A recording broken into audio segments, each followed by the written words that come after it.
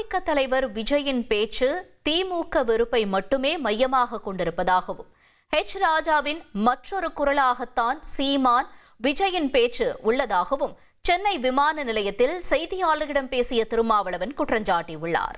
ஜெயலலிதா அம்மையார் சொன்னதையே ராஜா சொன்னதையே விஜயும் சொல்லுகிறார். ராஜாவின் இன்னொரு மவுத் பீஸாகத்தான் விஜய் அவர்களின் பேச்சு வெளிப்படுகிறது.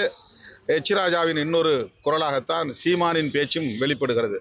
இவர்கள் எல்லாம் யார் என்பது இப்போது மக்களுக்கு வெளிப்படையாக தெரிய வருகிறது.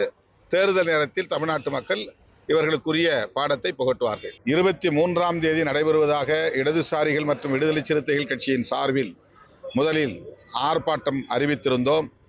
இப்போது அந்த 23ஆம் தேதி போராட்டம் 24ஆம் தேதி நடைபெறும் என்பதை தெரிவித்துக் கொள்கிறோம். உங்கள் தந்தி ஒன் தொலைக்காட்சியில் ராணி அகல்யா தினமும் மாலை 5 மணிக்கு காண தவறாதீர்கள்.